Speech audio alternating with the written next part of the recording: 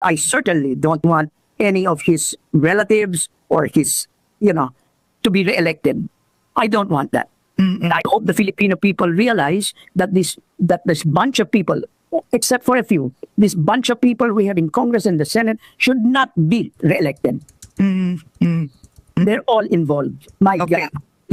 All right, but I think to close, you do say one thing, regardless of how you feel about the investigation. You say one thing because your voice is influential. Is you don't want the president impeached. That's one thing you're making clear today. Who is going to be the president? Just ko po naman. Let's not go from the fire to the I don't know. You know what is that term? Oh, ayan ha. Eto, kitang-kita ninyo, dilawan na dilawan ng galawan. Gago! Ito yung prinsipyo nila. Ito, dito makikita ninyo mga kababayan, baluktot talaga ang prinsipyo nila.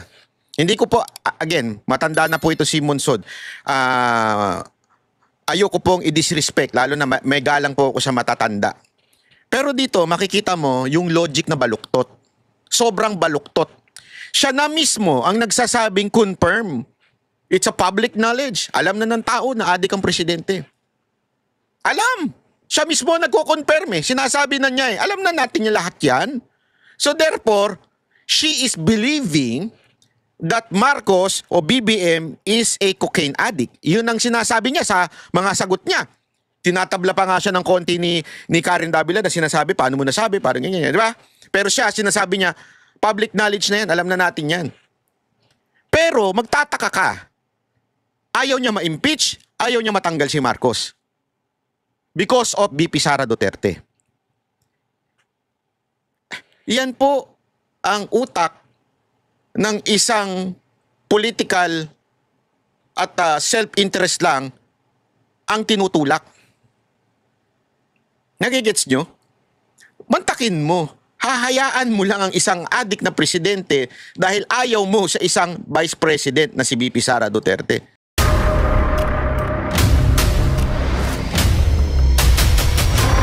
Bago tayo mag-umpisa, baka pwede nyong i-like ang video na to. Malaking bagay ang like sa aming mga content creators. Maraming salamat po.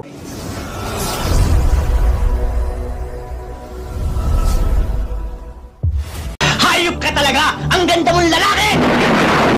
Yung pag-iiwas ni Lacson kay Marcos. Alam mo, may napanood ako, yung ganda ho eto, hindi ho ito Duterte supporter. Ang alam ko, dilawan nga ho ito. Pero tingnan natin ng kanyang sinabi. Pero bago po mangyari ang mga ganyang klaseng usapan, ulitin lang po natin ha mga kababayan, baka naman pwede mag-subscribe na po kayo kasi sa mga nanonood, hindi nakasubscribe.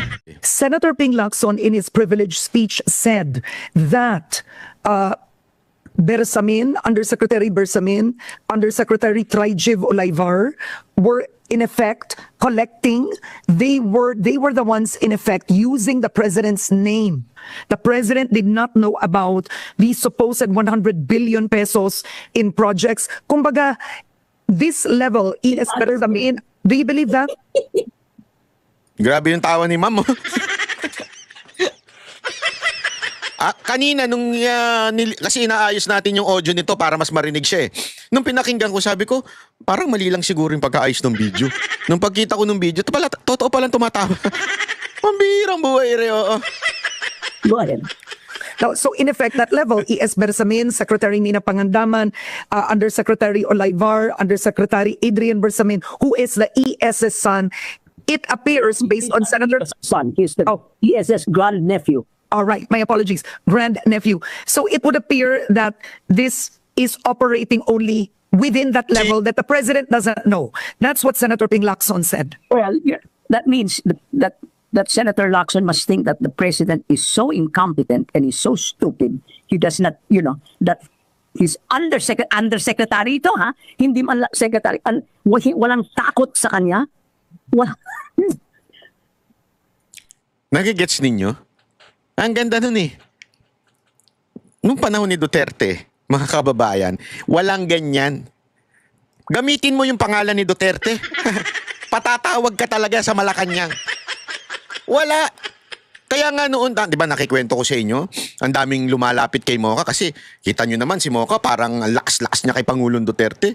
Nagpapatulong, yung mga, hindi totoo ito ha, ito totoong kwento ito. Ang daming nagpapatulong kay Mocha na makausap si Duterte, maganito si Duterte. Si Mocha hindi, never yan na, sige akong bahala sa'yo, malakas akong, ako ito eh. Walang ganun. Bakit? Lahat sa kanya takot eh. Bakit? Kasi nga si Pangulong Duterte, kumpara sa bayan, i-push mo. Kaya katulad nung, tandaan niyo yung ETA, si Mocha naglapit nun. Kasi yung ETA na yun, tinulungan yun ni Senator Bongo. Akala ni Mocha, first, isang beses lang tutulungan ni Senator Bongo yun, tinulungan niya all throughout. At gustong magpasalamat nung ETA na yun kay Pangulong Duterte diretso. Kaya nilakad ni Mocha yung kay Pangulong Duterte para mamit si, si Pangulong Duterte. No? Ganun lang. Wala yung mga humihingi. Kasi nga, ng pabor. Kasi hindi ganun. Ang mga nakapaligid kay Pangulong Duterte, alam nila na hindi pwede kay Pangulong Duterte yung hihingi ka ng pabor o gagamitin mo yung pangalan niya. Ito, sinasabi nga ni Munsod na Yusek, ginamit yung pangalan ng presidente para makakuha ng bilyon. Bilyon hindi milyon. Alam niyo ba kung magkano yung bilyon? Malamang sa inyo, iba sa inyo, hindi niyo alam kung gaano kadami yung bilyon. Kaya ako nga, milyon lang, hindi ko na alam kung gaano. 100 million yan, hindi ko alam kung gaano nakadami yun eh. Bilyon pa kaya? Alam niyo ba ibig sabihin ng bilyon? Lagpaso yan sa ilang zero yan. Di ba? Tapos gagamitin mo yung pangalan ng presidente. Tangin ng buladas to si Lacson eh. Unless, talagang tangin na binabastos lang ang presidente at ginagamit ang pangalan niya ng kung sino-sino. So inaamin nyo ba na si presidente mahina talaga nila lang, walang kwenta, inutil? Abay dapat matanggal na yan sa posisyon. Kasi parang gano'n na sinasabi ni Lacson eh. Napaka-inutil ng presidente para malaman yan. Eh bakit pa nakaupo yan? Inutil pala. That's for the court of public opinion to decide. But Ping Lacson cannot tell me that these people, these underlings, operated without the knowledge of the president or without even the president whiffing his mouth. We're not talking about millions here. We're talking about billions. I mean, isn't it rather odd? Is that believable? Is that believable? I mean, I would like to ask Senator Lacson that. Do you really think, Senator Lacson, that si President Bongbong is so stupid? And he's some, do you believe that? Hindi, ma'am, ako ito lang. It's either si Marcos ang stupid o si Lacson. O pareho sila. Hindi ko alam. What his sister said, that he is a drug addict, so he does not know what's going on. And it just goes there for with mga idiot boards so that he can talk in public. Hindi naman pwede yun. Either you think that the president is capable, or do you think the president is stupid? Diba? Oo. Please, all I want is the information brought out to the Filipino people. My long-term objective is that they know which congressmen to re-elect and which to kick out of office. That's the only way. We cannot wait for the court of law to decide for 7 years. By the time that we've got already another president and another, no more. Okay, so before we go, we don't have enough time, but I will be seeing you soon for another interview anyway. Is this the drama? Senator Amy Marcos coming out, those drug allegations. Karen, I know, the whole, society knows that there has always been drug addiction statements made against Bongbong and his wife. I mean, so many people say that they've seen it. It's not as if we don't know, right? What Amy did was tell the people what we know privately. Don't you think? Do you believe that was fully the truth? And Senator Ping Lacson said that was un-Filipino. Since time immemorial. Amy asked Duterte. Didn't Amy ask Duterte not to bring Bongbong's name out? Because Duterte knew that Bongbong was an addict. Hindi ba? I think we all, not everybody, but people in a certain Circle. society. Because I don't have personal knowledge, and I doubt if you do. I don't think you would be in the same circle. Well, because I don't take pot or I don't take drugs. But I know people who do take drugs and who then say, yes, they are, oh God, for heaven's sake. Karen, Oo. Karen, what Amy said in public is something that we have known in private and which President Duterte talked about, which Si Karen, medyo sinasabi niya pa na wala daw siyang alam eh. Kasi alam mo, yung panahon ni Lol nila Munso, di ko naman sinasabing sobrang tanda niya na. Lumabas pa nga yan sa pahayagan, international, di ba, sinami mismo ng isang rock group. International rock group, sinabi nila na nagse-session, nagja-jamming sila with the son of the president. At that time, pumunta dito yun. Yung rock group na yun. At ang presidente nun si Marcos. At inamin nila yon sa dyaryo. Na dyaryo, hindi pala dyaryo, magazine. Nasa magazine yan. So it's a public knowledge na noon pa, yan ang sinasabi ni Monsod. Alam na ng lahat ng mga, lalo na yung kaedad nila noon, na talagang ito ay gumagamit. Yun ang sinasabi. It's a public knowledge. when Amy talked about before. So we all know that this has been for the past 10 years. This has been all over the place in certain circles. That the president and his family, well, at least the president and his wife, partake of this. I think it's cocaine. And taking cocaine. Okay. That Amy brought it out. I mean, if But does this help? I mean, does this help the economy? Does it? Because with these allegations, the president was elected anyway, right? And Malacanang has said it has been proven. no public charges. That's why Duterte. That's why Amy went. I think Amy went to Duterte and said, "Please don't include his name or something." In other words, Amy was complicit in electing her brother, who she knew was taking drugs. I don't know whether he's an addict or not, but he's been taking drugs. Maybe he takes drugs for what do you call that? Yung taking drugs for entertainment or whatever. Yung not serious. I don't know how serious an addict he is, but definitely he is more an addict than Laila de Lima ever was. Laila de Lima never took a single bit of drugs, and she was considered a drug queen. Di ba? Oh, I think to close. Ito. Ipapakita ko lang ho sa inyo. Ito yung report sa isang The Cordilleran. Ito. Lumabas ito eh. Sa news noon. Ipapakita ko lang po sa inyo. Hindi po ako nag-report nito para lamang po sa kaalaman ninyo. Gusto ko lang ipakita para baka sabihin ninyo niloloko ko kayo eh. Alam mo naman tayo, laging may ebidensya, hindi katulad ni Claire Castro, di ba? So tomate. Ito. Okay, wait lang. Check ko lang kasi isinama ko yung yung ayan. Baka mamaya pati na nakuhanan yung iba. wait lang. Ayan. Ito yung website na yan Ayan. Okay? So ayan yun. Yung For New Musical Express magazine in 1990. Ito yan Okay? Ngayon, papakita ko ngayon yung mismong inilabas dito na picture nitong website na ito. Ito yung nilabas ng picture, ha? Hindi, again, hindi po tayo nag-aakusa ng Tayo po ay ipinapakita lang natin yung balitang nilabasan nyo noon. Okay? Ayan po yun. Ano sabi dyan? Well, hindi pala sa Pilipinas, Sabi dito, well, I remember when we had this homecoming tour in England, sometimes in 78 or 79, there was this young kid who is the son of a president of the Philippines. Hung around with us for 2 months. Riding with our tour bus and staying hotels, acting like a roadie. He provided us kilos of cocaine. Expensive alcohols and other drugs for free just to be with us. Grabe, no? Hindi ako nagsulat nito, Again, Ito'y pinapakita lang natin yung website na nilabasan nitong pahayagan na ito. Pinakita ko sa inyo, di ba? Ito yung website na yan. Para lang sa kaalaman ninyo. Ayan yung website na yan. The Cordilleran, sun.com. Okay? So, ibig sabihin po, sabi nga ni Ma'am, Munsod, hindi na po ito tago, ito'y public knowledge na. Is because we don't have enough time, we're actually over time, is this family fighting, the investigations, all of this how does this affect the economy? And I'll be honest, his own administration. You know, let all the truth come out.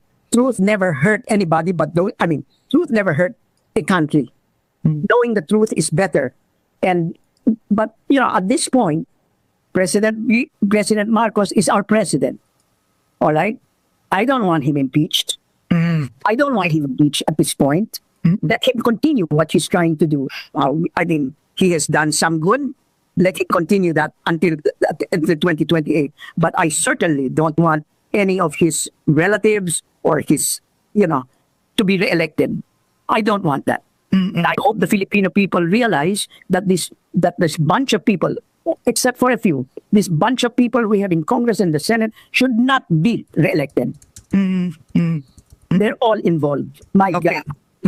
All right, but I think to close, you do say one thing, regardless of how you feel about the investigation. You say one thing because your voice is influential. Is you don't want the president impeached. That's one thing you're making clear today. Who is going to be the president? Just ko po naman. Let's not go from the fire to the I don't know. You know what is that term? Oh, ayan ha. Eto, kitang-kita ninyo, dilawan na dilawan ng galawan.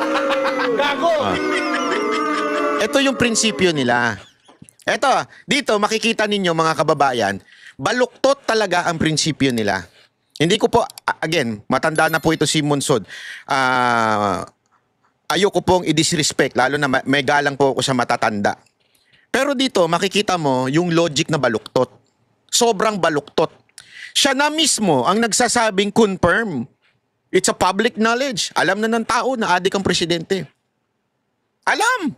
Siya mismo nagko-confirm eh. Sinasabi na niya eh. Alam na natin yung lahat yan. So therefore, she is believing that Marcos o BBM is a cocaine addict. Yun ang sinasabi niya sa mga sagot niya. Tinatabla pa nga siya ng konti ni Karen Davila na sinasabi, paano mo nasabi? Parang ganyan, di ba? Pero siya, sinasabi niya, public knowledge na yan, alam na natin yan. Pero magtataka ka, ayaw niya ma-impeach, ayaw niya matanggal si Marcos. Because of VP Sara Duterte. Yan po ang utak ng isang political at self-interest lang ang tinutulak. Nagigets nyo?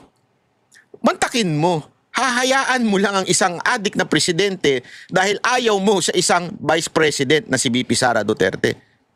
Anong klaseng kalokohan po yun? Madam Monsod, ayoko po kayong bastusin, ayoko po kayong batikusin, pero isa hong malaking kabulastugan, hindi ko masabing katangahan eh, kalapastangan, para tanggapin na okay lang, sige, okay na si Marcos, tiisin na lang natin na meron tayong ganyang presidente, lulong na presidente kasi ayaw namin si VP Sara Duterte. What kind of joke is that? Hindi, di ba? Para bagang ganito. Parang ganito lang yun. Sa pamilya, adik ang tatay. Lulong yung tatay. Ayaw mo siyang mawala kasi yung kuya mo ang magiging padre di pamilya, yung kuya mo malupit sa'yo. Galit sa'yo. O sabihin na natin, hindi ka favorite. Hindi ka love nung kuya mo. May love siyang iba. Di ba? Mas love niya yung kapatid mo. Hindi ikaw ang number 1 sa kanya. Pero mas tiisin na lang natin yung tatay nating adik para lang hindi mamuno si kuya sa pamilya. You understand what I mean? Ganon yung logic na yun eh.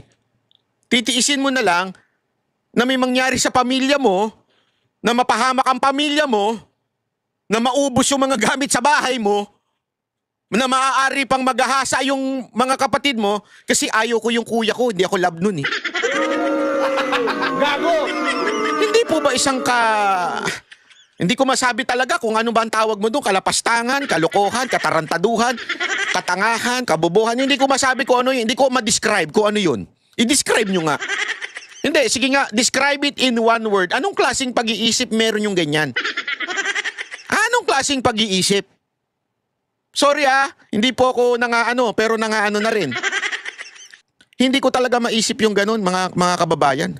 Eto, papakita ko pa sa inyo ito, ha? Sandali, chotomate. Papakita ko sa inyo ito. Wait.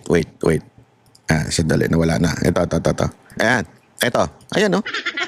Sabi dito, while the Bahasa Luneta 2.0, wow, kala mo talaga. Tingnan mo, sasabihin ng ABS-CBN, mas maraming tao to kaysa dun sa INC. Oh, ganyan yung mga katarantado yung mga media.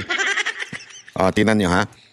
Ano sabi dyan? Sige, basa. Oh, ano sabi? Basahin nyo. Oh, di ba? Ano sabi dyan? Oh, sa 2.0,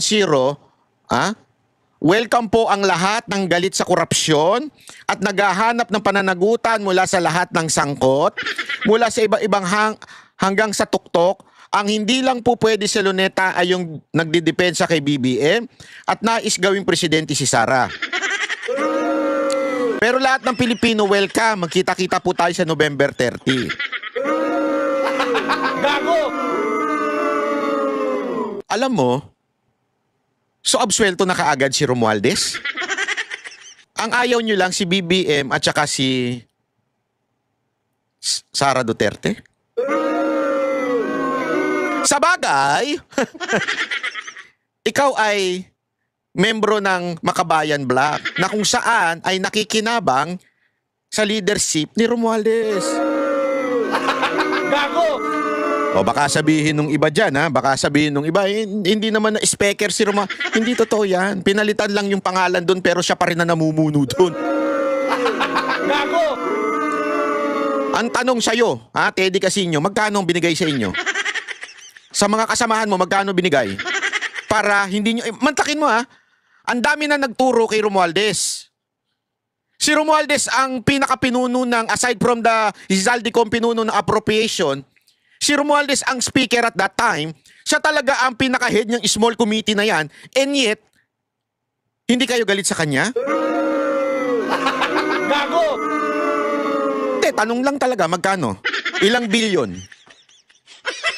Ako, eto AFP, makinig kayo. Ito dapat ninyong binabantayan. Hindi yung rally ng INC, hindi yung rally ng mga Duterte supporter o ng, hindi pala Duterte supporter, sorry, UPI. Kasi yung mga ibang taga-UPI doon, di naman Duterte supporter. Hindi natin masasabing Duterte supporter lahat doon Hindi yan ang kailangan yung bantayan, AFP. Alam nyo, AFP, sigurado ko from your deep heart, alam nyo ito ang mga tunay na kalaban. Alam nyo yan, ito mga makakaliwa.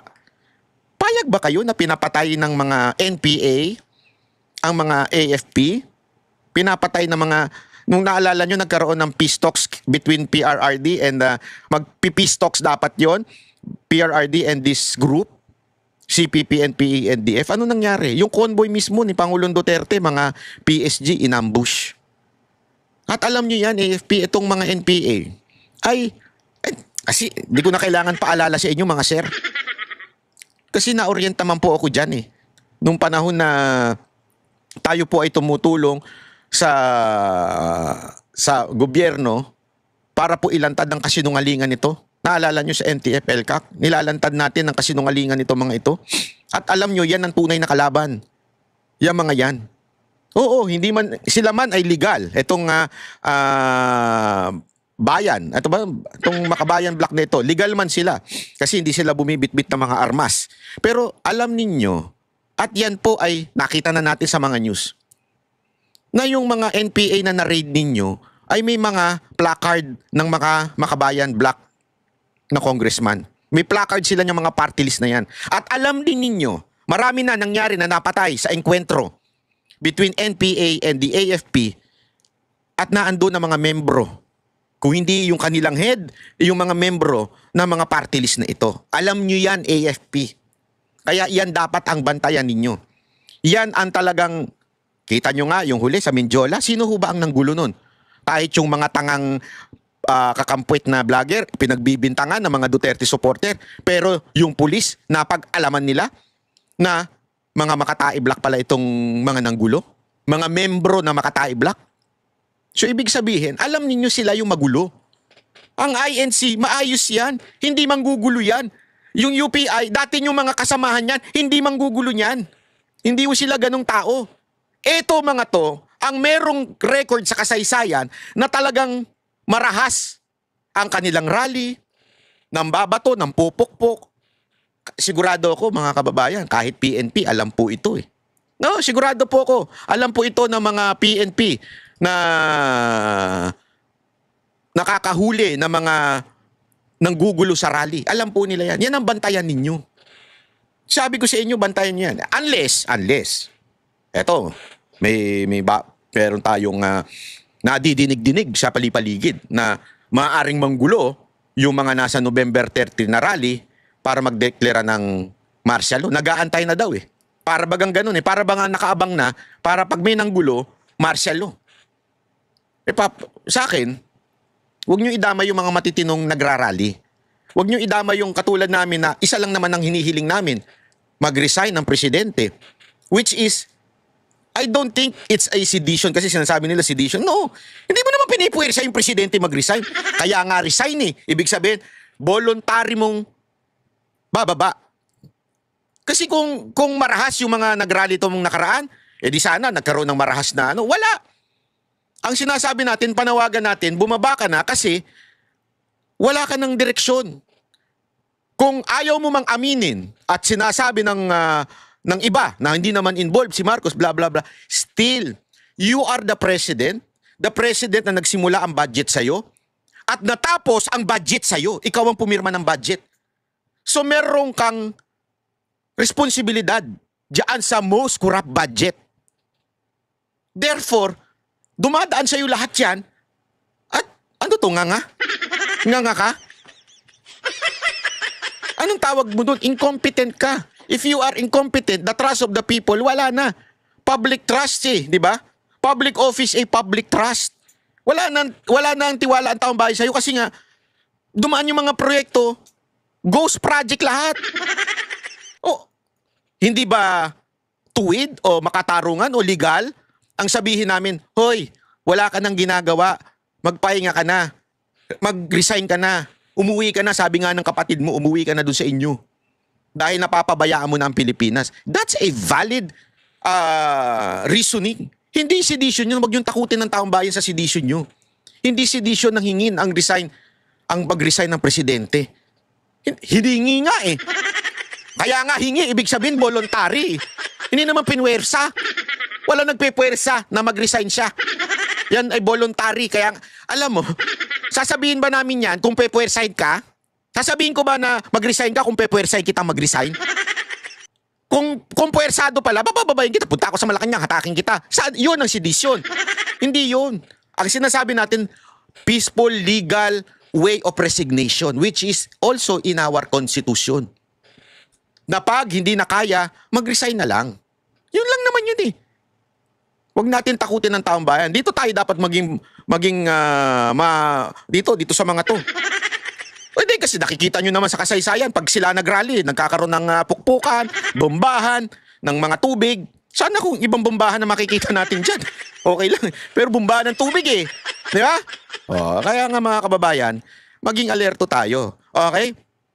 Para sa ating contest na GCash, ito ang tanong. Ang tanong, yun! Ayan na. Dapat may ganun tayo.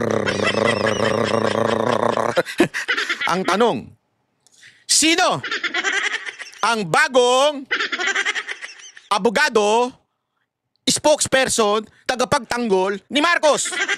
Unang tatlo, makakatanggap ng GCash.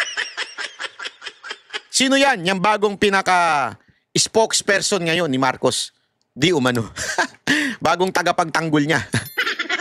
Sige nga, kung kilala ninyo, sino ho yan? Hindi ho si Auntie Claire. Ama naming Diyos na makapangyarihan sa lahat, salamat po sa iyong pagmamahal na hindi nagmamaliw. Sa gitna ng kaguluhan sa aming bansa, turuan niyo po kaming magtiwala sa iyong hustisya at hindi sa hustisya ng tao. Linisin niyo po ang aming mga puso at ituro niyo po ang tamang daan ng katotohanan at pag-ibig. Tulungan niyo po kaming maging ilaw sa gitna ng dilim at ipakita sa mundo na may pag-asa pa sa pangalan ng aming Panginoon Hesus. Salamat po sa pag-ibig po ninyo at salamat sa pagdinig ng aming mga panalangin at iligtas niyo po kami. Sa pangalawa po niyong pagparito at patawarin po kami sa lahat ng aming mga pagkukulang at pagkakasala sapagkat ito po ang aming samot hiling sa matamis na pangalan ng aming Panginoon Hesus. Amen. Sa lumang silid, mag-isa kang tahimik. Walang kamera, palakpak ay wala na. Ngunit sa bawat pader ng bayang iniwan mo, may pangalan mong di na mabubura.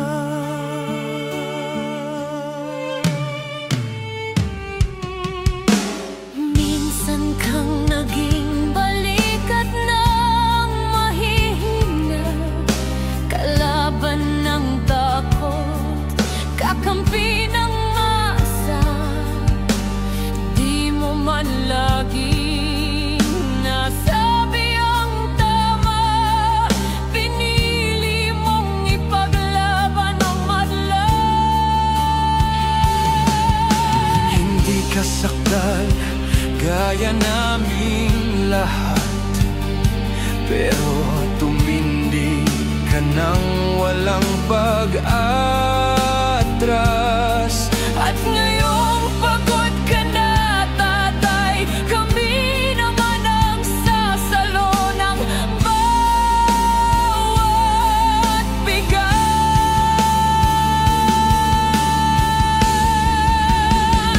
Hanggang sa dulo, ikaw ay mahal.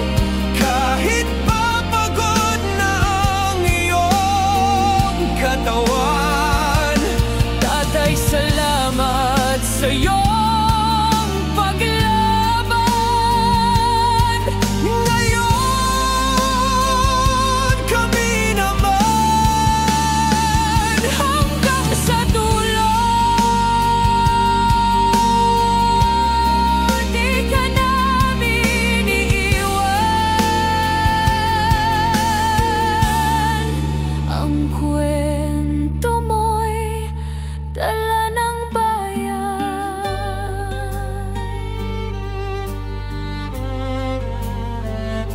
Tahimik ka na sa mga batikos, wala nang tugon, wala nang galit, pero sa mata ng mga maralita, naroon pa rin ang tapat mong alaala. Marami mang di nakaintindi, marami pa rin ang di nakakalimot. At ngayong wala ka ng kapangyarihan, tatay, Ang magtatanggol sa'yo ay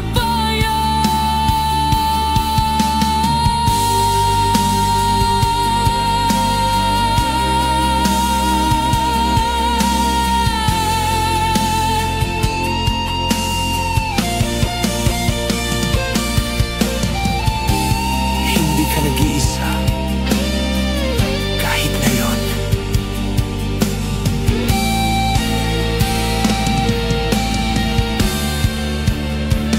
hanggang sa dulo, tangan ka pa rin. sa puso ng batang minsan mong pinakain. Hanggang sa dulo, di ka nag-iisa. Ang dasal ng bayan ay sa'yo pa rin. Katay, kami naman ang lalaban sa ngalan mo, sa alaala mo. Hanggang sa dulo. Dalangin ka ng puso ng masa.